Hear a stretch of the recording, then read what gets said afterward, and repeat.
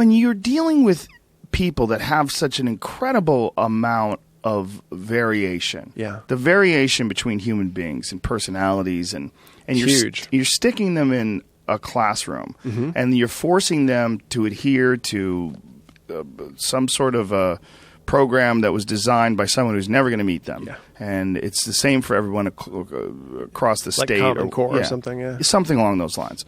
How damaging is that for someone's education? I mean, it seems to me that, like, it just seems that sort of pressure to conform is going to be met with resistance. Yeah, and of course it will. And the more unusual you are, the harder it will be to conform.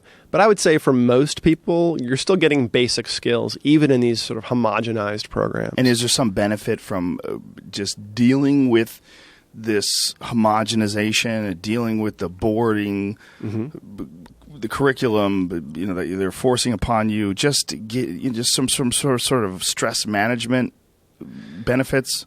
I mean, it's certainly people management. You can't teach every individual kid one-on-one. And so there has to be an accommodation or a compromise somewhere for doing classroom, public school, broad teaching. I think technology is changing that. I think the massively online, courses that are mostly free these days, that's mostly adults taking those and taking advantage of those. But I think that will change how we teach children long term. It will allow more individualized. If you take the sort of traditional public school Common Core system on one end of the spectrum, and you look at something completely opposite like Montessori schools. Montessori is all about finding the thing the kid is interested in, and then funneling all their learning down that one avenue of interest. I love the idea behind that, but Montessori also lumps all these ages together, and you got a lot of weird social shit goes on when you have a 12-year-old with a 6-year-old. Yeah, it's but that's also a little bit more. I mean, I'm not sure that we need to segregate ages.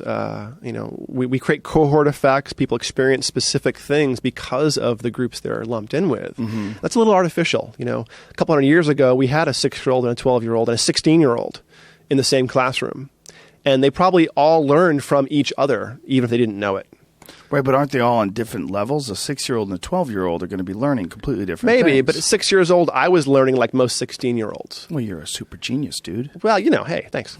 But but the point is that even within all a bunch of 6-year-olds, class of, what is that, like third grade or something, you've got some that are functioning several years below their level and some that are functioning many years above their level. The first intelligence tests were really age norm tests. They said, here you're functioning compared to your chronological age, where's your mental age?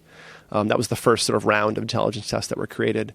It was all about age, developmental age versus chronological age. But it would seem to me that it would be incredibly different. I'm not that aware of the Montessori system other than friends that have kids in it that have complaints. But I would think that the variability would be so large that if you have a classroom of 20, 30 kids, how are you going to pay attention to each kid's needs? You're going to have have multiple teachers. You do. And in Montessori, you tend to have smaller classroom sizes with more teachers, teachers' aides, Montessori assistants. In a public school, you might have one teacher for 35 kids, if you're lucky.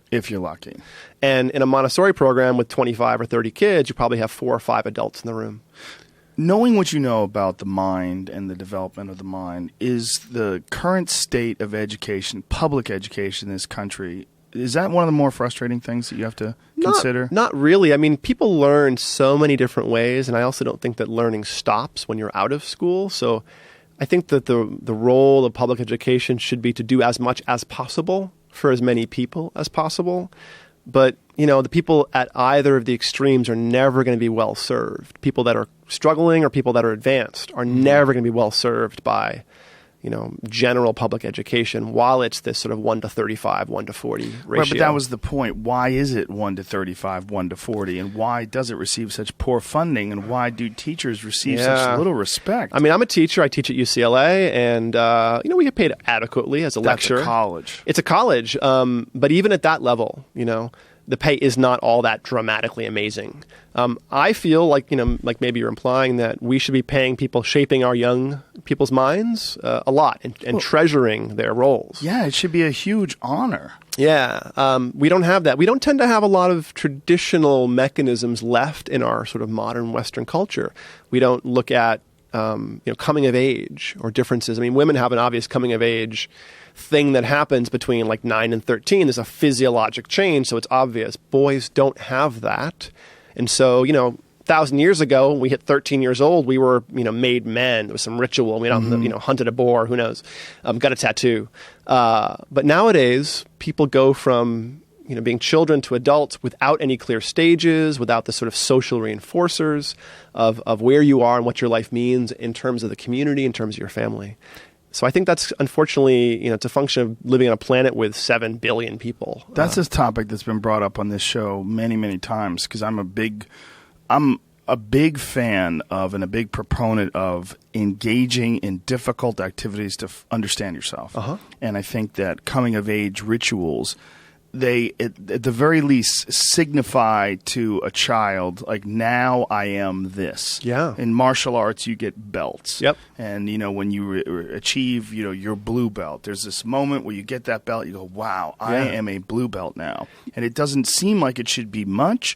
But I remember when I was doing jiu-jitsu and I went from a white belt to a blue belt, I was like, wow, I got my blue belt now. But meanwhile, I was the exact same person.